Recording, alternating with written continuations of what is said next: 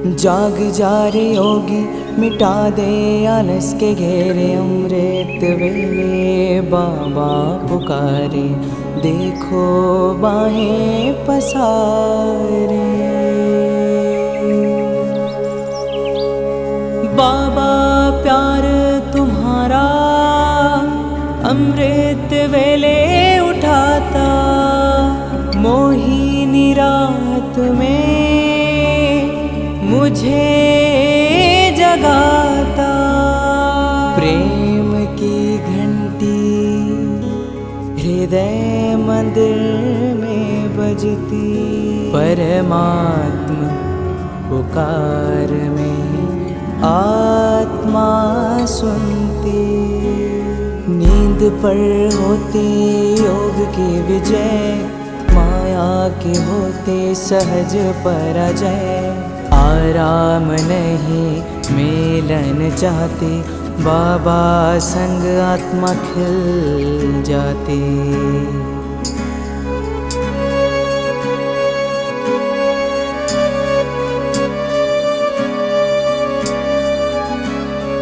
अपने कहा रात को अलविदा, परवाना हुआ क्षमा पे फिदा।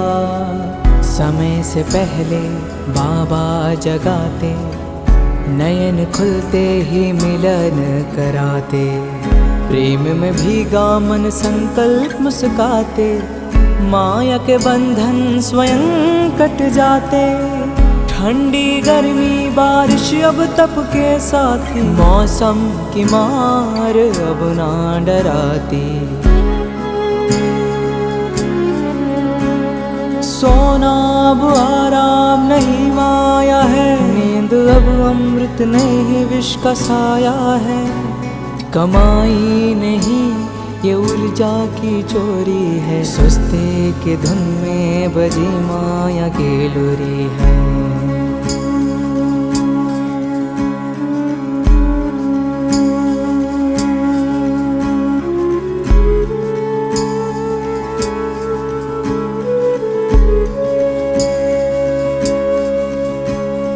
आराम की चाह वो रूह की लाचारी है, तप की राह में मन की हेरा फेरी है। जागृत में विश्व कल्याण का सूत्र हूँ, ब्रह्म मुहूर्त का प्रहरी मैं शिव पुत्र हूँ।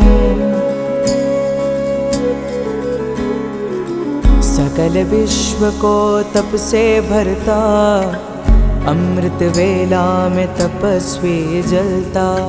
संकल्प से उठता नवयुग की नींव रखता, तप के ईंटों से स्वर्णिम स्वराज्य रचता। नींद की घड़ी अब बीत चुकी है, माया की छाया अब मिट चुकी है। वर्तमान में जलती है आत्मा की मशाल, मैं हूँ जागृत यही मेरा कमाल। बाबा की याद में स्वयं को गढ़ता, योग अग्नि से आलस को राख करता।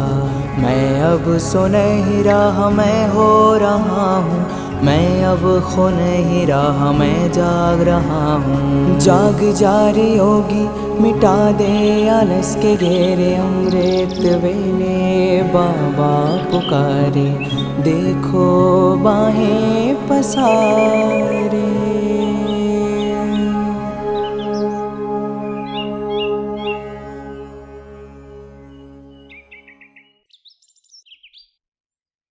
ஓம் சாந்தி. யுகமாற்றத்தின் நுழைவாயில் அமிர்தவேலை யோகா அப்படிங்கிற 108 நாள் பட்டியனுடைய 80வது நாள் 10/10/2025. இன்றைக்கி ஒரு சின்ன கவிதை இங்கிலீஷில். கவிஞர் ஒரு சன்னியாசியை பற்றி சொல்கிறார். சன்னியாசி சொல்கிறாரு, நீ என்னுடைய வீட்டில் நைட்டு நீ ஸ்டே பண்ணிக்கலாம், உனக்காக தங்குறதுக்கு இடம் கிடைக்கும், கொஞ்சம் சாப்பாடு வெஜிடேரியன் சாப்பாடு கிடைக்கும், என்னுடைய ஆசீர்வாதம் கிடைக்கும், என்னுடைய குடிசையில் சாதாரண போஜன் விஷ்ராம் பண்ணிக்கலாம், அப்புறம் என்னுடைய ஆசீர்வாதம் இதுதான் கிடைக்கும் என்கிட்ட இருந்து. என்னால் இதை தான் தர முடியும். எந்த சக்தி என் மீது கருணை காட்டுச்சோ, தயா காட்டுச்சோ, அதன் மூலமாக நானும் கருணை காட்டுறது அப்படின்னு தெரிஞ்சுக்கிட்டேன். இந்த காட்டில் வந்து நிறைய மிருகங்கள் இருக்குது. நான் நினச்சேன் அப்படின்னா அதை கொல்ல முடியும், கொன்று நான் சாப்பிட முடியும். ஆனால் என்னையும் தாண்டி ஒரு சக்தி இருக்குது. அந்த சக்தி வந்து சொல்லுது, உன் மேலே நான் எப்படி கருணை காட்டியிருக்கிறேனோ நீ அதே போல் எல்லாருக்கும் கருணை காட்டு அப்படின்னு அந்த சக்தி எனக்கு சொல்லுது. அதனால் நான் எல்லாத்துக்கும் கருணை காட்டுறேன். ஆனால் நான் வந்து மலைகளிலிருந்து கிடைத்த தானியங்கள், தாவர உணவுகளை நான் எடுத்துகிட்டு வரேன். அதன் மூலமாக நான் சாப்பிட்றேன். அதாவது எந்த ஒரு துக்கமும் ஒரு துன்பமும் இல்லாத சுத்தமான ஒரு உணவு. இந்த போஜனில் எந்த ஒரு ஹிம்சையும் இல்லை. அஹிம்சை சாப்பாடு. அதாவது காய்கறிகள் மற்றும் பழங்கள் எல்லாம் சேர்ந்த ஒரு தட்டில் சாப்பாடாக கொடுப்பேன். குடிக்கிறதுக்காக நிர்மலமான சுத்தமான தண்ணி. அதனால் உலகத்தை சார்ந்த அனைத்து துன்பங்களும் வீணானது. எதற்காக நீ கவலைப்படுகிறாய்? வா, என்னுடைய குடிலில் வந்து சில நாட்கள் தங்கு. நான் உனக்கு மகிழ்ச்சியாக இருப்பதற்காக கற்றுத்தருகிறேன். என்னிடமிருந்து ஆசீர்வாதங்களை பெற்றுக்கொள். நான் என்ன கொடுக்கிறேனோ அதை உணவு உண்டு பார். யாத்ரி, திரும்பி செல். உன்னுடைய கஷ்டங்கள் துன்பங்களிலிருந்து திரும்பி வா. வேறு பாதையில் பயணம் செய். என்னோடு சில நாட்கள் என் குடிசையில் தங்கியிரு. மனிதர்களுக்கு என்ன வேண்டும்? குறைவான பொருட்களே போதுமானது. நம்ம இது வேணும் அது வேணும்னு கேட்குறோம். ஆனால் நமக்கு வந்து ரொம்ப கம்மியான பொருட்களே போதுமானது. அதுவும் குறைவாக போதும், ரொம்ப அதிக நேரத்துக்கும் தேவையில்லை. அதனால் நமக்கு வந்து கொஞ்சம் போதும், அது கொஞ்ச காலத்துக்கு போதும். நமக்கு எவ்வளோ தான் வேணும்? இந்த கவிதை வந்து 1774 எழுதப்பட்ட கவிதை. ரொம்ப பழைய கவிதை. கவிஞர் என்ன சொல்கிறாரு? பார், என்னுடைய குடிசை இது. நான் வந்து கம்மியாக தான் சாப்பாடு சாப்பிட்றேன். நான் யாருக்கும் துக்கம் கொடுக்குறதில்ல. இந்த ஸ்டோரி வந்து வெஜிடேரியன், நான் வெஜிடேரியன் அந்த இது வரும் இல்லையா, அந்த டைமில் வெஜிடேரியனுக்காக இந்த கதை வந்து ஸ்டோரி சொல்கிறான். வெஜிடேரியன் தான் சிறந்தது அப்படிங்கிறதுக்காக. இங்கே நிறைய மாடு, ஆடு, கோழி எல்லாம் இருக்கிறது. அவர்களை நான் அருந்தலாம். ஆனாலும் எனக்கு மீது ஒரு சக்தி இருக்கிறது. அந்த சக்தி எனக்கு கருணை வழங்கியது போல நானும் அந்த மிருகங்களுக்கு கருணை வழங்குவேன். மிருகங்கள் என்னுடைய நண்பர்கள், என்னுடைய உணவு அல்ல. அதனால் கவிஞர் சொல்கிறாரு, மனிதர்களுக்கு ரொம்ப ரொம்ப குறைவான பொருட்களே போதும். ஆசைகள் தான் மனிதர்களை அலக்கழிக்குது. கண்கள் எதன் மீதாவது மூழ்கி விடுகின்றது. இன்னைக்கு பாபா சொன்னார் வானிலை, ஆத்மாவுக்குள்ள மாயாவினுடைய தூசி நிறைய படிஞ்சிருக்கு. கண்கள் வந்து போய் மூழ்குது, ஏதாவது ஒரு பொருட்கள் மேலே போய் நிலைக்குது. அது வேணும், இது வேணும், அதுவும் வேணும், இதுவும் வேணும். அதனால் அது அலைய வைக்குது. நம்ம இன்னைக்கு வானிலை என்ன கேட்டோம்? சாரதி மற்றும் சாட்சி. சாட்சி அப்படின்னா நமக்கு தெரியும், உள்ளுக்குள்ள சுதந்திரத்தன்மை. யோக யுக்தி அப்படின்னா உள்ளுக்குள்ள சுதந்திரம். யுக்தி யுக்தி அப்படின்னா வெளியில சுதந்திரம். பாபா என்ன சொல்கிறாரு? சாரதி மற்றும் சாட்சி. அதனால் சாரதி ஆகணும், ரதம் ஆகக்கூடாது. ரதம் அல்ல, ரதி ஆகணும். நம்ம இந்த உடலை வந்து நீங்கள் ஜெயிலாக புரிஞ்சுக்காதுங்க. இதில் ஆத்மா கட்டுப்பட்டிருக்கு அப்படின்னு நினச்சிக்காதுங்க. இது சவாரி பண்ணக்கூடிய ஒரு வண்டி, ரதம். இதில் நம்ம சவாரி பண்ணுறோம், அவ்வளோதான். சரீரங்கிறது நம்ம சிறைப்பட்டிருக்கக்கூடிய அந்த சிறைச்சாலை அல்ல. சரீரம் என்பது நம்ம பயணம் செய்யக்கூடிய வாகனமாகும், ரதமாகும். அதற்கு நான் சாரதியாக இருக்கிறேன். நம்ம தான் சாரதி, நம்ம தான் சாட்சி. எந்த ஒரு வலுக்கட்டாயமும் கிடையாது, எந்த ஒரு பிடிவாதமும் இல்லை. வெறும் சாட்சியாக பார்த்துட்டே இருக்கணும். எதுவும் பண்ணக்கூடாது. அதாவது பார்த்துட்டே இருக்கணும், சவாரி பண்ணிகிட்டே இருக்கணும். இந்த 2 பாயிண்ட் தான் இன்றைக்கி வந்து நம்ம பண்ணக்கூடிய ஹோம்ஒர்க். பார்த்துட்டே இருக்கணும், சாரதியாகவும் இருக்கணும். சாட்சியாக இருக்கணும், சாரதியாக இருக்கணும். இந்த மாதிரி இருக்கும்போது என்ன ஆகும்? நம்ம யோக யுக்தமாக இருப்போம், யுக்தி யுக்தமாக இருப்போம். யுக்தி யுக்தனா என்ன அர்த்தம்? ஒவ்வொரு காரியமும் பர்ஃபெக்டாக இருக்கும். நீங்கள் வந்து மேடையில் நின்று பேச்சு சொற்பொழிவு ஆற்றினாலும் சரி, பாத்திரம் வளர்க்கினாலும் சரி, ரெண்டுமே பர்ஃபெக்ட். காரியத்தில் பர்ஃபெக்டாக இருக்கும். ஸ்டேஜில் நான் ஸ்பீச் பண்ணுறேன் அப்படின்னா நான் கரெக்டாக இருப்பேன்.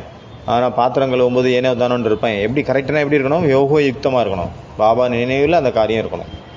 அதனால் சாட்சியாக இருக்கணும். ஃபுல் டே வந்து சாட்சியாக இருந்து நம்மளை செக் பண்ணிகிட்டே இருக்கணும். வேறு வலுக்கட்டாயமாக பண்ணக்கூடாது. அது கூட சகஜமாக இருக்கணும்.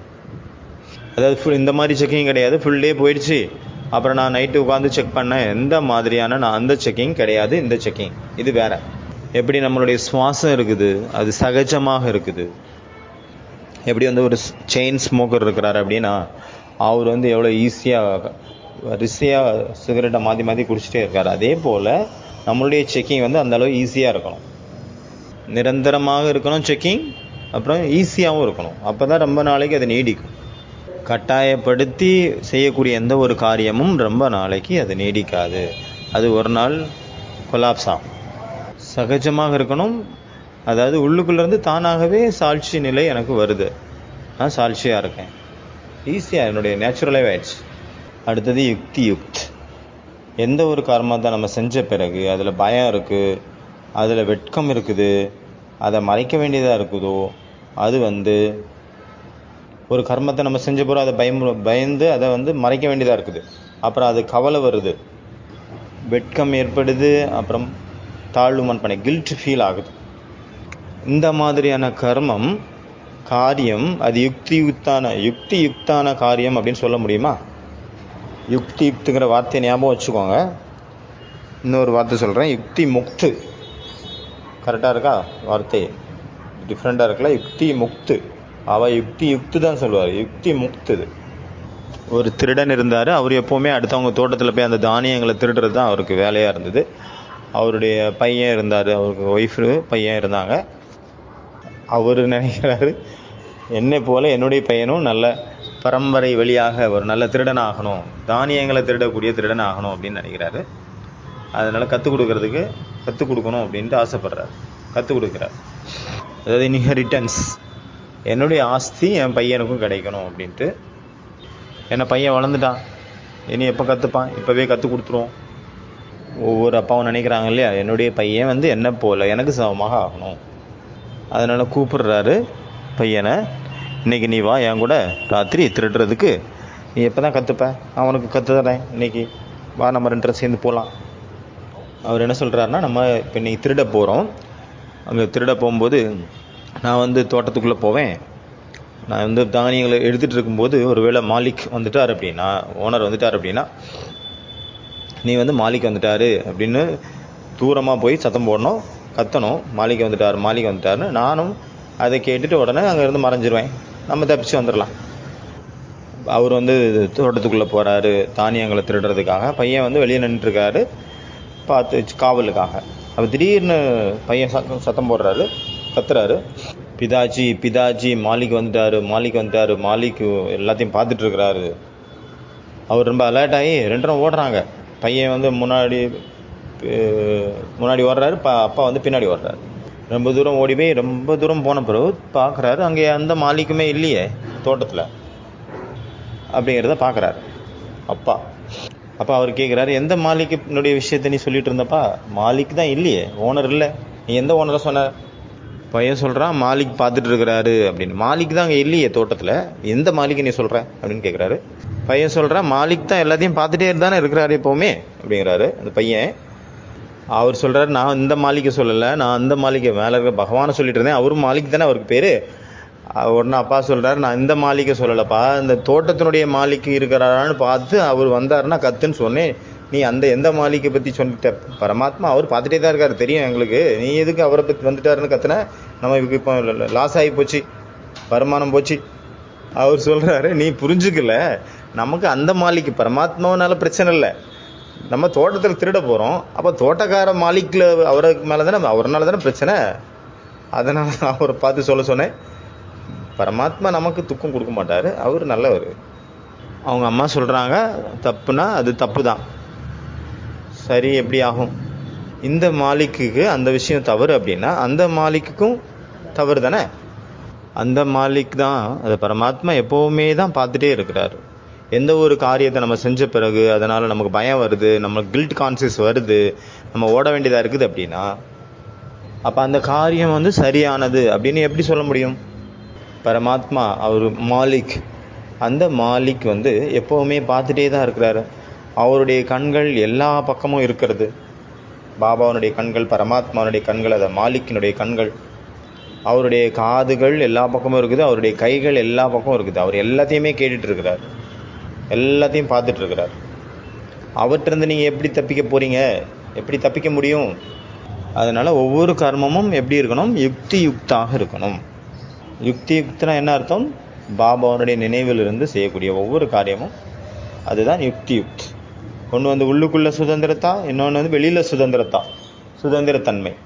சாரதி அப்படின்னா சரீரத்திற்கு ஆகாதவங்க, சாட்சி அப்படின்னா சூழ்நிலைக்கு வசமாவாதாங்க. அதனால் பாபா வந்து பிரம்மா பாபாவனுடைய எக்ஸாம்பிள் கொடுத்தாரு அந்த வாணியில். அப்போ இன்றைக்கி என்னுடைய அமிர்த வேலை பாயிண்ட்டினுடைய பார்க்கலாம் என்னென்னு. இன்றைக்கி வந்து அமிர்த வேலை இந்த பட்டியினுடைய 80வது நாள் ஆயிடுச்சு. 80 நாள் அப்படிங்கிறது பெரிய விஷயம், நிறைய நாள் இது அப்படின்னு அர்த்தம். 80 நாள் சாதாரண விஷயம் கிடையாது. அதனால் இன்றைக்கி 3 பாயிண்ட்ஸு. ஃபஸ்ட்டு பாயிண்ட் வந்து உங்களுடைய கண்களை ஸ்திரப்படுத்துங்க. உங்களுடைய கண்கள் ஸ்திரமாக இருக்கணும், எதன் மேலேயும் மூழ்கிடக்கூடாது, எதன் மேலேயும் அட்ராக்ட் ஆகக்கூடாது. உங்களுடைய கண்கள் பார்வையினாலே பலியாக்குவது. அப்போ உங்களுடைய கண்கள் எங்கேயும் போய் மூழ்கக்கூடாது. எங்கேயாவது போய் மூழ்குது அப்படின்னா அந்த கண்கள் எப்படி மற்றவங்கள பலி ஆக்கும்? நீங்கள் தான் இந்த உலகத்தினுடைய ஒளி. நீங்கள் இந்த உலகத்தில் இல்லை அப்படின்னா உலகமே இருண்டு போயிடும். 2வது பாயிண்ட்ஸ் வந்து ஆமை என்ன பண்ணுது? எல்லாத்தையும் கண்ட்ரோல் பண்ணிக்குது. அந்த மாதிரி வந்து ப்ராக்டிஸ் பண்ணணும். எல்லாத்தையும் அடக்கி கொள்ளக்கூடிய வேலை நீங்கள் வந்து உங்களை நீங்களே அந்த சுருக்கல்ல உங்களுடைய ஃபுல் டேனுடைய விஷயங்களை உங்களுக்குள்ளே நீங்கள் சுருக்கலை அப்படின்னா அது அடுத்த நாள் காலையில் அமிர்த வேலையில் வந்து உங்களை டிஸ்டர்ப் பண்ணும். அதனால் நடுவில் வரக்கூடிய இந்த சாயங்கால நேரத்தில் உங்களை நீங்களே சுருக்கி கொள்ளுங்கள். உங்களை நீங்களே ஓட்டுக்குள்ளே ஆமை எப்படி உள்ளே போகுதோ அதே மாதிரி உங்களை நீங்கள் எல்லா விஷயங்கள்லேருந்தும் விடுபட்டுருங்க. எல்லா விஷயத்துலேருந்தும் எதுவுமே பண்ணாதுங்க. எல்லா விஷயத்தையும் ட்ராப் பண்ணிடுங்க, விட்டுருங்க. எதுவுமே வேண்டாம். நான் என்ன அடைஞ்சேன், என்ன இழந்தேன் அப்படிங்கிறத பாருங்கள். 3வது பாயிண்ட் வந்து நியமம். பக்தியில் வந்து அவங்களுக்கு மனசு ஈடுபடலைன்னா கூட நியமத்தை வந்து கடைபிடிப்பாங்க. கண்டிப்பாக நியமத்திற்காக செய்யணும் அப்படின்ட்டு ஒரு நியமம் வச்சுருப்பாங்க. மனசு பிடிக்கலைன்னா கூட செய்வாங்க. சில நாள் வந்து நமக்கு அந்த மாதிரி தோணும். சில நேரம் இந்த அமிர்த வேலையில் இன்ட்ரெஸ்ட் இருக்காது, முரளியில் இன்ட்ரெஸ்ட் இருக்காது. நம்ம யாரை பற்றி பேசிகிட்ருக்கோம் அப்படின்னா, யார் அமிர்த வேலையை பற்றி மற்றவங்களுக்கு நிறைய கிளாஸ் எடுத்தாங்களோ, அப்புறம் நிறைய முரளி எடுத்தாங்களோ கதியில் உட்காந்து, அவங்க வந்து என்ன ஆயிடுவாங்க? அவங்களுக்கு அமிர்த வேலையில் இன்ட்ரெஸ்ட் இருக்காது, முரளியில் இன்ட்ரெஸ்ட் இருக்காது, எல்லாத்துலேயும் இன்ட்ரெஸ்ட் இல்லாமல் போயிடுவாங்க. மற்றவங்களுக்கு சொல்லி கொடுத்தவங்களுக்கே இன்ட்ரெஸ்ட் இல்லாமல் போயிடும். ராத்திரி பகலாக யார் முரளியே படிச்சுட்டு இருந்தாங்களோ அவங்களுடைய விஷயத்தை நம்ம பேசிகிட்டு இருக்கிறோம். அதாவது ஒரே விஷயத்தை திருப்பி பண்ணுறதுனால அந்த ஒரு போரிங்னஸ், அந்த போர் ஆகிடுச்சிருது. ஒரே போர். முரளி நானே போரு, அதே பாயிண்ட்டு. அவர் அமிர்த வேலை அதே சேம். அதனால் போர் அடிச்சது. ஒரு கட்டத்துக்கு மேலே யாராக இருந்தாலும் சரி ஒரே மாதிரியான ரொட்டீன் போயிட்டே இருக்குது அப்படின்னா அவங்களுக்கு லைஃப்பில் இன்ட்ரெஸ்ட் இல்லாமல் போயிடும், எதுவுமே பண்ண தோணாது. அப்போ என்ன பண்ணணும்? ஆத்மாங்கிற விஷயமும் பிடிக்காது அவங்களுக்கு, சூட்சுமோதனமும் பிடிக்காது, இந்த ஞானத்தினுடைய எந்த ஒரு வார்த்தையுமே அவங்களுக்கு பிடிக்காது, அதில் இன்ட்ரெஸ்டே இருக்காது. சுத்தமாக அந்த வார்த்தையை சொல்லவே அவங்களுக்கு பிடிக்காது. வேறு ஏதாவது புதுசாக வேறு ஏதாவது விஷயம் செய்யுங்க. பாபா சொல்கிறாங்க, நீங்கள் புதுமையாக எது வேணாலும் செய்யுங்க, ஆனால் அந்த நியமத்தை விட்டுறக்கூடாது. அதுக்காக அமிர்த வேலை எந்திரிக்காமல் இருக்கக்கூடாது. ஒருவேளை போர் அடிக்குது அப்படின்ட்டு எந்திரிக்கணும், ஆனால் புதுமையாக செய்யணும். வாணி கேட்கணும், வாணி கேட்காமல் இருக்கக்கூடாது, ஆனால் புதுமையாக அந்த வாணியை கேட்கணும். அதுக்கு என்ன பண்ணணும் அப்படின்னு யோசிங்க. ஏன்னா மாயா வந்து அந்த மாதிரி சூட்சுமமாக அட்டாக் பண்ணுது. இது நம்ம அடி வாங்கினது மாயா தான் அடிச்சது அப்படின்னு தெரியாத அளவுக்கு அட்டாக் பண்ணுது. அதனால் இன்றைக்கி பாபாவனுடைய மகா வாக்கியம், உங்களுடைய மனநிலையை நீங்கள் செக் பண்ணுங்கள்.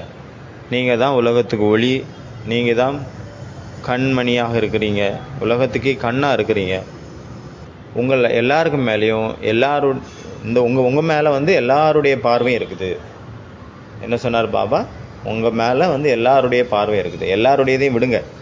ஒருத்தர் பார்த்துட்டு இருக்கிறார் நிரந்தரமாக, அந்த மாலிக், அதை பாருங்கள், அதை ஞாபகம் வச்சுக்கோங்க. அவர் எப்போவுமே பார்த்துட்டே இருக்கிறாரு, எல்லாத்தையும் பார்த்துட்ருக்கிறாரு. அவருக்கு வந்து 1000 கண்கள் இருக்குது, 1000 கணக்கில். சிவபாபாவுக்கு வந்து 1000 கண்கள் இருக்குது. 1000 கண் மூலமாக கூர்மையாக பார்த்துட்டே இருக்கிறார். யார் நமக்கு கண்ணு கொடுத்தாரோ அவர் பார்க்க மாட்டாரா? யார் நமக்கு காது கொடுத்தாரோ அவர் கேட்க மாட்டாரா? அவரும் தானே எல்லாத்தையும் கேட்டுட்ருக்கிறாரு, அவரும் தானே எல்லாத்தையும் பார்த்துட்ருக்கிறாரு. எல்லாருமே காத்துட்ருக்குறாங்க. பக்தி மார்க்கத்தில் சொல்லிட்டாங்க, சங்கரருடைய கண் 3வது கண் திறந்தது, விநாசம் ஆயிடுச்சுன்னு காட்டுறாங்க, சொல்கிறாங்க. ஆனால் இது சங்கரரோடது கிடையாது. நீங்கள் சிவவம்சியான குழந்தைகளாகி நீங்கள், அதாவது உலகின் ஒளிகளாக, உலகின் கண்களாக இருக்கக்கூடிய குழந்தைங்க நீங்கள் தான். உங்களுடைய மகிமை தான் இப்படி சொல்லப்பட்டிருக்கு. அதனால் உலகத்துக்கு கண்ணாக இருக்கக்கூடிய உங்களுடைய கண் எப்போ ஓப்பன் ஆகுதோ அப்போ அந்த உலகமே மாற்றம் ஆயிரும். அதனால் உலகத்தின் கண்களாக இருக்கக்கூடிய நீங்கள் சொல்லுங்கள். அதனால் உலகத்தின் கண்களாக இருக்கக்கூடிய குழந்தைங்க நீங்கள் சொல்லுங்கள். நீங்கள் வந்து 3வது கண்ணை எப்போ ஓப்பன் பண்ணுவீங்க? உங்களுக்கு நீங்கள் 3வது கண்ணை ஓப்பன் பண்ணுறீங்க, ஆனாலும் நடுநடுவை மாயா வந்து அந்த கண்ணில் வந்து தூசியை போட்டுருது. தூசி போட்டு கண்ணை வந்து மூட வச்சிருது. அதனால் கண்கள் வந்து சதா திறந்து இல்லாமல் மூடிட்டே இருக்குது. எப்படி ஸ்தூலமான கண் இருக்குதுன்னா அதில் ஏதாவது தூசி பட்டுடுச்சுன்னா அவங்க பார்வை நிலையாக இருக்காது. அதே போல் மாயா வந்து உங்களுடைய 3வது கண்ணில் வந்து தூசி போட்டுருது. அதனால் உங்களுடைய பார்வைகள் உங்களுடைய உலகத்தில் உள்ள எல்லா ஆத்மாக்களுக்கும் பார்வையினாலேயே பலியாக்க முடியல. ஏன்னா உலகத்தில் உள்ள எல்லா ஆத்மாக்களும் உங்களுடைய பார்வையின் மூலமாக பலியாகிறதுக்காக காத்துட்ருக்குறாங்க.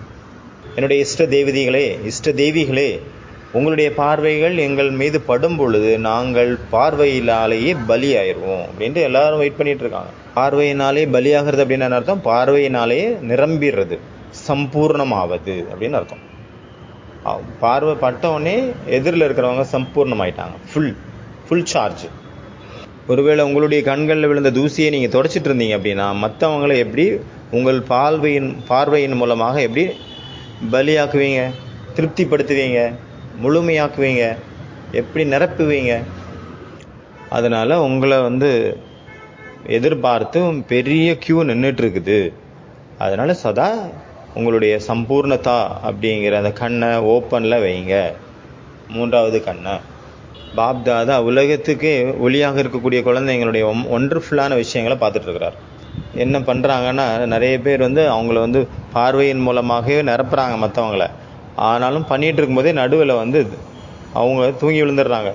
தூக்கம் வருது, அவங்களுக்கு தூக்க கலக்கம் வந்துடுது. அதனால் நீங்கள் மற்றவங்கள எப்படி உங்களுடைய பார்வையின் மூலமாகவே எப்படி நீங்கள் அவங்கள திருப்திப்படுத்துவீங்க, எப்படி அவங்கள நிறைப்பீங்க ஆத்மாவை? அதனால் சங்கல்பங்களுடைய அசைவு தான் உங்களுடைய பார்வையினுடைய அசைவுக்கு காரணமாக இருக்கிறது. அதனால் சங்கல்பங்களை ஷேக் ஆகாமல் உறுதியாக வச்சுக்கோங்க. உங்களுடைய பக்தர்கள் உங்களை பார்த்துட்டு இருக்கிறாங்க, ஆனால் தரிசனம் கொடுக்கக்கூடிய மூர்த்திகள் நீங்கள் என்ன பண்ணிட்டு இருக்கீங்க? தூங்கி விழுந்துட்டு இருக்கிறீங்க. அப்போ பக்தர்களுடைய நிலைமையை பாருங்கள். அதனால் உங்களுடைய கண்ணை மூடி திறக்கிறத விட்டுருங்க. அப்புறம் நீங்கள் தூங்கி விழுறதையும் விட்டுருங்க. கண்களை வந்து ஸ்திரமாக வைங்க. அதனால் என்ன கேட்டீங்க? அலர்ட்னஸை கொண்டு வரணும். அதாவது சாட்சி நிலையில் இருக்கணும். விழிப்புணர்வாக இருக்கிறது தான் நம்ம வந்து சாட்சி நிலையில் இருக்கிறது. ரொம்ப ஈஸியாக நல்ல விஷயம் என்னென்னா, நீங்கள் ஓப்பனில் போயிருங்க, இயற்கையோடு ஒண்டி போயிருங்க. நீங்கள் மூடின ரூமுக்குள்ளே இருக்கீங்க, இல்லைன்னா மூடின ரூமுக்குள்ளே இருந்து முரளி படிக்கிறீங்க அப்படின்னா ரூமை விட்டு வெளியே திறந்த வெளியில் காற்றோட்டமான இடத்துக்கு போயிருங்க.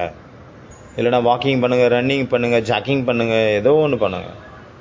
இல்லைனா படம் வரைங்க, இல்லை ஏதாவது எழுதுங்க, இல்லைனா விசுவலைசேஷன் பண்ணுங்கள், இல்லைனா டைம் மிஷின் ப்ராக்டிஸ் பண்ணுங்கள். சயின்ஸ் ஃபிக்ஷன் வந்து ஒரு கற்பனையான விஷயந்தான். அதில் சொல்கிறாங்க இல்லையா, எவ்வளோ காலத்தை கடந்து அவங்க போய் அங்கே அந்த நடந்து முடிந்து போன விஷயங்களெல்லாம் பார்ப்பாங்க. இல்லைனா அடுத்த காலம் கடந்து இனி வரக்கூடிய எதிர்காலத்தினுடைய உலகத்தை பார்ப்பாங்க. நம்ம ஏதாவது தப்பு பண்ணியிருந்தோம் அப்படின்னா இறந்த காலத்தில், அப்போ வந்து நம்ம போய் சரி பண்ணோன்னா இந்த காலத்தை நிகழ்காலத்தை நம்ம சரி பண்ணிடலாம் அப்படின்னு நிறைய சொல்கிறாங்க இல்லையா, நீங்கள் கேள்விப்பட்டிருப்பீங்க. இதுக்கு பேர் வந்து டைம் மிஷின் அப்படின்னு சொல்கிறாங்க சயின்ஸ் ஃபிக்ஷனில். அந்த டைம் மிஷின் மூலமாக நம்ம முன்னாடியும் போயிடலாம், இல்லைனா பின்னாடியும் போகலாம். இப்போ நம்ம வந்து ஒரு எக்ஸ்பெரிமெண்ட் பண்ணலாம் இப்போவே. அதனால் எல்லோரும் கண்ணு மூடுங்க. ஓம் சாந்தி பவன் பண்ணிகிட்டு இருந்தாங்க இல்லையா 1983, அந்த காலகட்டத்துக்கு ட்ராவல் பண்ணுங்கள், வாங்க போகலாம். நம்ம இப்போ உட்காந்துருக்குறோம்ல ஓம் சாந்தி பவனில், இந்த ஓம் சாந்தி பவனுடைய கன்ஸ்ட்ரக்ஷன் அப்போ தான் ஸ்டார்ட் ஆச்சு. அப்போ அதை பாருங்கள், என்ன நடக்குதுன்னு பாருங்கள். படிக்கட்டுகளை பாருங்கள். நம்மளுடைய சகோதர சகோதரிகள் அவங்க கற்களை தூக்கிட்டு வராங்க. எங்கே பார்த்தாலும் ஒரே பாறைகள் தான் இருக்குது. அவங்களுக்கு தெரியாது இங்கே என்ன உருவாக போகுது அப்படின்னு. அவங்களுக்கு தெரியாது இந்த இடத்துல என்ன உருவாக போகுது, அப்புறம் இங்கே கட்டக்கூடிய அந்த பில்டிங்னால் என்ன மாதிரியான சேவைகள் நடக்க போகுதுன்னு அவங்களுக்கு தெரியாது. அதனால் அந்த காலகட்டத்துக்கு போங்க எல்லோரும். அந்த நேரத்தில் உலகம் எப்படி இருந்தது, சமூகம் எப்படி இருந்தது, அதெல்லாம் பாருங்கள். அந்த டைமில் இந்த ஃபோனெல்லாம் கிடையாது. எங்கே பார்த்தாலும் தாதிகள் தான் இருந்தாங்க, சுற்றி தாதிகள் இருந்தாங்க. ஓம் சாந்தி பவனுடைய கன்ஸ்ட்ரக்ஷன் அப்போ தான் ஸ்டார்ட் ஆக போகுது. நான் ஒரு சேவாதாரியாக அங்கே போயிருக்கிறேன். ஏதோ ஒரு சென்டர் சேர்ந்தவனா இன்றைக்கி மதுபன் பாபா மீட்டுக்காக வந்திருக்கிறேன். இந்த கன்ஸ்ட்ரக்ஷனில் நான் ஹெல்ப் பண்ணிகிட்ருக்கிறேன், கன்ஸ்ட்ரக்ஷன் ஒர்க்கில்.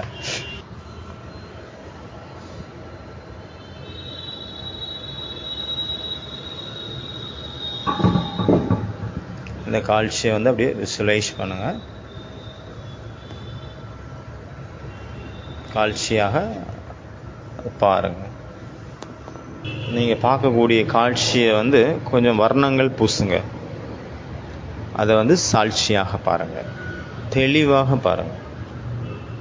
நான் அங்கே இருக்கேன் கன்ஃபார்மாக அது அப்படிங்கிறது தெளிவாக பாருங்கள்.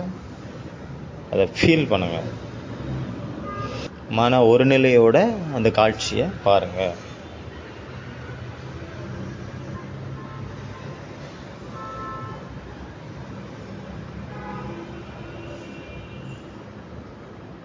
ஓம் சாந்தி.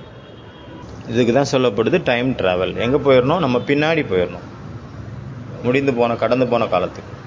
அந்த மனிதர்கள் உலகத்தில் என்ன சொல்கிறாங்கன்னா, அது அந்த டைம் மிஷினில் நீங்கள் போனீங்கன்னா கடந்த காலத்துக்கு போகலாம். அப்போ அவங்க காட்டுறாங்க சினிமாவில், இல்லை புக்ஸில் எழுதியிருக்காங்க. அப்போ பின்னாடி போய் நம்ம ஏதாவது தப்பு பண்ணியிருந்தோம் அப்படின்னா அதை நீங்கள் சரி பண்ணலாம். அப்போ நம்ம நிகழ்காலமும் சரியாயிரும், ஃபியூச்சரும் சரியாயிரும் அப்படின்ட்டு அவங்க புக்ஸில் எழுதியிருக்காங்க. அதை பற்றி நிறைய சினிமா வந்திருக்கு. அதே போல் நம்மளும் டைம் ட்ராவல் பண்ணணும், போயிட்டு நம்மளுடைய செய்த தவறுகளை சரி பண்ணிவிட்டு உடனே வந்துடும். பாஸ்ட்டுக்கு போங்க, அதாவது கடந்த காலத்துக்கு போங்க, இல்லைனா ஃபியூச்சருக்கு போங்க, எதிர்காலத்துக்கு போங்க. ஏதோ ஒரு ஃப்யூச்சரில் போய் ஒரு தடவை பாருங்கள். 10 வருஷம் கழித்து நான் இப்போ பார்க்குறேன் அங்கே என்ன நடந்துகிட்ருக்குது. இப்போ அங்கே இருக்கிறேன், 10 வருஷம் கழித்து போங்க.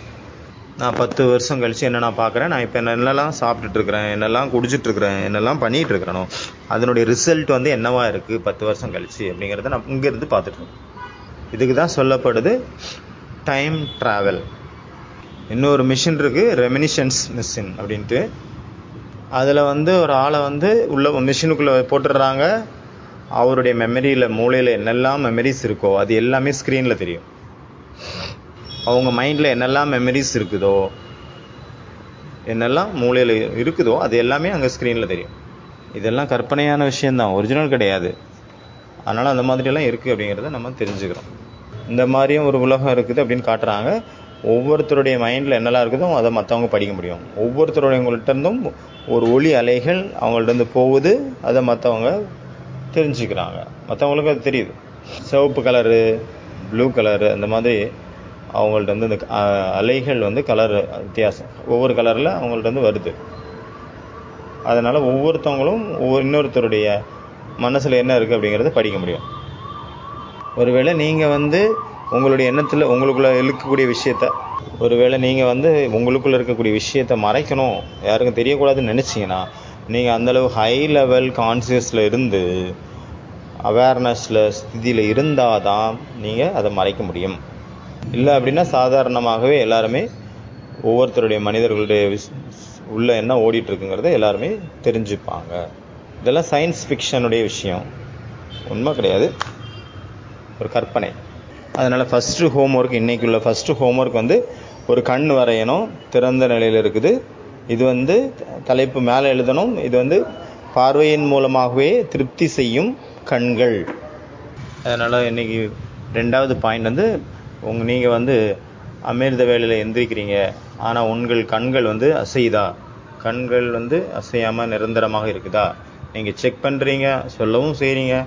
அதனால் உங்களுடைய கர்த்தவியம், காரியம் என்ன அப்படிங்கிறத நல்லா புரிஞ்சுக்கிட்டு நீங்கள் சதா விழித்தெழுந்த சுடர்விடும் ஜோதியாக இருங்க. சதா ஒளி வீசி பிரகாசித்து கொண்டிருக்கும் ஜோதி நான் அப்படிங்கிற நினைவில் சதா விழிப்படைந்த நிலையில் இருங்க. கண்களை மூடாதுங்க. அதாவது நிரந்தரமான விழிப்புணர்வு. ஆன்மீகம் அப்படின்னாலும் என்னது? விழிப்புணர்வு தானே. இதுக்கு நிறைய வார்த்தைகள் இருக்குது ஹிந்தியில். ஹோஸ், ஜாகிருதி, ஜாகரன், சஜேத், சச்சேத். இங்கிலீஷில் வந்து அவேக்னிங். தமிழில் விழிப்புணர்வு, விழித்தெழுதல், இந்த மாதிரி நிறைய வார்த்தைகள் இருக்குது தமிழ்லேயும். அதனால் இதனுடைய ப்ராக்டிஸ் பண்ணுங்கள். இப்போ நீங்கள் கர்மாதி ஸ்டேஜில் இருக்கீங்க, இப்போ நீங்கள் கர்மயோகியாக இருக்கிறீங்க.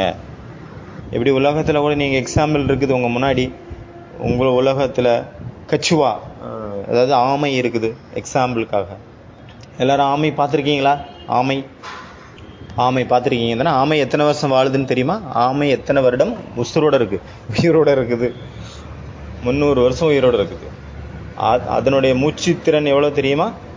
அதாவது நம்மளுடைய மனிதர்களுடைய மூச்சுத்திறன் வந்து 13, 17, 18, 12 வரைக்கும் கவுண்டிங் இருக்குது, ஸ்டார்ட் ஆகுது. நம்மளுடைய எக்ஸ்பைரி டேட் என்ன அப்படின்னா 13, 17 அப்படின்னு ஸ்டார்ட் ஆகுது. ஆனால் ஆமையினுடைய அந்த எக்ஸ்பைரி டேட் எப்படின்னா, அதாவது சுவாசத்தினுடைய கதி வந்து ஸ்பீடு எவ்வளோ கம்மியாக இருக்குதோ அந்த அளவுக்கு அவங்களுடைய ஆயுள் காலம் அதிகமாக இருக்கும். நம்ம எப்படி ஒரு நாய் இருக்குது அப்படின்னா வேகமாக மூச்சு விடுதில்ல, அதனால் அதனுடைய ஆயுள் வந்து கம்மி. சுவாசத்தை எவ்வளோ நீங்கள் கம்மியாக எடுத்துப்பீங்களோ, அதாவது பிராணாயாமத்தின் மூலமாக, அந்த அளவுக்கு நீங்கள் அதிக காலம் உயிரோடு இருப்பீங்க. அதாவது அந்த ஆமையினுடைய அந்த சுவாசத்து வந்து 4 தான் ஒரு நிமிஷத்துக்கு. நம்ம 17, 18 எடுக்கிறோம், ரொம்ப கம்மி.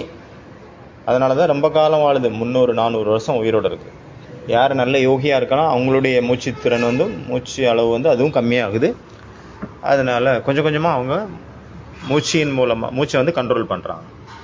பாபா சொல்கிறாங்க, எப்படி உங்களுடைய படைப்பான ஆமை வந்து ஒரு செகண்டில் தன்னுடைய எல்லா இந்திரியங்களையும் கண்ட்ரோலில் கொண்டு வந்துடுது. அது எப்படி இயற்கையில் கூட இருக்குது இந்த மாதிரி விஷயம். அதே போல் மாஸ்டர் படைப்பாளராகிய நீங்கள் கூட ஒரு செகண்டில் எல்லா எண்ணங்களையும் ஸ்டாப் பண்ணிவிட்டு ஒரே ஒரு எண்ணத்தில் நிலச்சிருக்க முடியுமா? அப்போ என்ன பண்ணணும்? ஆமை மாதிரி உட்காந்துடணும். குறைஞ்சது வந்து உடம்பாவது அசையாமல் இருக்கிற மாதிரி பார்த்துக்கணும். மனசு பரவாயில்ல விடுங்க, முதல்ல உடம்பு வந்து அசையாமல் ஒரு இடத்துல ஸ்திரமாக இருக்க வைக்கிறதுக்கு முதல்ல ப்ராக்டிஸ் பண்ணலாம். ஒன்றும் செய்யாதுங்க, அப்படியே ஸ்திரமாக ஒரே நிலையில் அப்படியே இருங்க. குறைஞ்சது எந்த ஒரு விகர்மமும் நம்மளால் நடக்காது. நம்ம கையில் வந்து ஃபோனை நோண்டாது. அந்த நேரத்தில் கண்களை மூடிக்கிட்டு ஆமை மாதிரி உட்காந்துக்கோங்க. எல்லா கர்மேந்திரியங்களும் கண்ட்ரோலில் வச்சுக்கிட்டு உட்காந்துக்கோங்க. நான் வந்து ஆமையாக இருக்கிறேன், ஆன்மீக ஆமை ஆகுக. அதாவது ஒரு ஆமையினுடைய படத்தை வரைங்க, அதில் எழுதுங்க, உள்ளடக்கும் மற்றும் வெளிக்கொணரும் சக்தி. தேவைப்படும் போது உள்ளே இழுத்துக்கும், தேவைப்படும் போது வெளியே கொண்டு வரும். அந்த சக்தி, அதாவது கட்டுப்படுத்தும் சக்தி அப்படிங்கிறத எழுதிக்கிறோம். ஹைபர்னேஷன் அப்படின்னு சொல்லுவாங்க. சில மிருகங்கள், சில உயிரினங்கள் அந்த மாதிரி பூமிக்கு அடியில் இல்லைன்னா ஏதாவது கல்லுக்குள்ளே போய் உட்காந்துக்குது. பல மாதத்துக்கு பல வருஷத்துக்கு அது சாப்பிட்றதே இல்லை, ஆனாலும் உயிரோடு இருக்குது. இதுக்கு வந்து ஹைபர்னேஷன் அப்படின்னு சொல்லுவாங்க. அதனால் குழந்தைங்க வந்து அதிகாலையில் எந்திரிச்சு ரெடி ஆகிறதையும் பாபா பார்க்குறாரு. நிறைய பேர் என்ன பண்ணுறாங்க, எந்திரிக்கிறாங்க, பாத்ரூமில் போய் தண்ணியை திறந்து விட்டு வந்துடுறாங்க. அந்த கேப்பில் பாக்கெட் வந்து நிறையட்டும் அப்படின்னு அந்த கேப்பில் வந்து படுத்துடுறாங்க. அமிர்த வேலை நேரத்தில் தூங்குறது நல்ல விஷயம் கிடையாது. அமிர்த வேலையில் கண்டிப்பாக நீங்கள் எந்திரிக்கணும். ஏன்னா அமிர்த வேலையினுடைய வாயுமண்டலம் அவ்வளோ சுத்தமாக இருக்கும். அந்த அலௌகிகமான தூய்மையான அந்த சூழ்நிலையில் அல்லது அதிர்வலையில் உங்களுடைய எல்லா களைப்புகளும் தூரமாக போயிடுது. ஒருவேளை எந்த ஒரு விஷயத்துலையும் உங்கள் மனசு ஈடுபடலை அப்படின்னா நீங்கள் பிடிவாதமாக அதை விட்டுறாதுங்க. பிடிவாதமாக அந்த செயல் செஞ்சுட்டே இருங்க. அமிர்த வேலை, யோகா ஆகட்டும், முரளி கிளாஸ் ஆகட்டும், ஒருவேளை நீங்கள் விட்டுட்டிங்கன்னா மாயா அவங்கள மொத்தமாக கொண்டு போயிடும். நம்ம ஒரு பக்கம் சொல்கிறோம் அதை வந்து வலுக்கட்டாயப்படுத்தக்கூடாது அப்படின்னு, ஆனால் சாஸ்திரத்தை வந்து அது ஒரு குணமாக காட்டியிருக்காங்க. சாஸ்திரத்தில் அந்த வலுக்கட்டாயமாக வேறு வழி இல்லாமல் செய்கிறதுல கூட ஒரு குணமாக காட்டியிருக்காங்க. சில நேரம் வந்து மனசை வந்து ஒரு அடக்க வேண்டியதாக இருக்குது. இல்லைன்னா அது அதனுடைய சுபாவம்னா எங்கேயாவது ஓடி போயிடுது. சில நேரங்களில் அந்த மனசை கட்டி வைக்க வேண்டியதாக இருக்குது. அதனால் எந்த ஒரு விஷயம் பாபா வந்து முழு நாளைக்காக தினசரியும் வச்சுருக்கிறாரு. அமிர்தவேலை யோகா ஆகட்டும், முரளி ஆகட்டும், சேவை ஆகட்டும், கர்ம யோகா ஆகட்டும், டிராஃபிக் கண்ட்ரோல் ஆகட்டும், எல்லாமே உங்களுக்கு மனசு ஈடுபடலான்னா கூட நீங்கள் அதை செஞ்சுட்டே இருங்க, அதை விட்டுறாதுங்க. அதனால் உலகத்தில் என்ன சொல்கிறாங்க, ஒரு பழமொழி, எவ்வளோ காய்தாவோ அவ்வளோ பாய்தா. எவ்வளோ நீங்கள் விதிமுறைக்கு உட்பட்டு இருக்கீங்களோ அந்தளவுக்கு உங்களுக்கு நன்மை இருக்கும். அதனால் இந்த பாபா என்னெல்லாம் நியமங்கள் உருவாக்கியிருக்கிறாரோ அதை வந்து உங்களுக்கு பிடிக்காட்டால் கூட அதை செஞ்சுட்டே இருங்க. இதனுடைய நினைவாக தான் நிறைய பேர் உங்களுடைய கோவிலில் உங்களுடைய பூசாரிகள் இல்லை பக்தர்கள் அவங்களுக்கு மனசு அதில் ஈடுபடாட்டா கூட டெய்லி கோயிலுக்கு தவறாமல் வந்துடுறாங்க. வந்து ஏதோ கடமைக்காக வந்து பூஜை பண்ணிட்டு போகிறாங்க. அதனால் நீங்களும் அதே மாதிரி இருந்ததனுடைய நினைவார்த்தம். அதனால் சதா இது புரிஞ்சுக்கோங்க, உலகத்தில் என்னெல்லாம் நியமங்கள் இருக்குதோ அது எல்லாமே உருவாக்கக்கூடியவன் நான் தான். அதனால் 3வது ஹோம்ஒர்க்கு நம்ம வந்து ஒரு சீல் உருவாக்கணும். சீல் அடிக்கிறாங்கல்ல, அதாவது லா மேக்கர் அப்படிங்கிற ஒரு சீல். ஒவ்வொரு ராஜ்யத்துக்கும் ஒரு சீல் இருக்கும் இல்லையா, அதே போல் இது நம்மளுடைய லா மேக்கர்ஸினுடைய சீல். ராஜா வந்து ஆர்டர் பண்ணிட்டாரு, ஆனாலும் எது வரைக்கும் ராஜாவினுடைய அந்த சீல் அங்கே பிரிண்ட் ஆகலையோ அது வரைக்கும் அதை ஏற்றுக்க மாட்டான். அதுக்கு உண்மையானது அப்படின்னு ஒத்துக்க மாட்டான். அதனால் பிரிண்ட் வந்து அந்த சீலில் ரொம்ப முக்கியம். அதனால் அந்த மொஹர் அப்படின்னு சொல்லுவாங்க. மொஹர் அதனால தான் இதிகாசத்தில் நம்ம பார்க்குறோம்ல, ராஜாவினுடைய மொஹரை வந்து நிறைய பேர் மிஸ்யூஸ் பண்ணிட்டாங்க, திருடிட்டு போயிட்டாங்க. அதை வச்சு அவங்க ஒன்று உருவாக்கி அதை சீல் போட்டு அவங்க ராஜா எழுதின மாதிரி வேற ஒரு நாட்டுக்கு கொண்டு போய் அந்த சண்டையை உண்டாக்கி அந்த கலவரம் எல்லாம் பண்ணி இந்த மாதிரி நிறைய விஷயங்கள் நம்ம சாஸ்திரத்தில், இதிகாசத்தில், அந்த ஹிஸ்ட்ரியில் பார்க்க முடியும். அச்சா, ஓம் சாந்தி.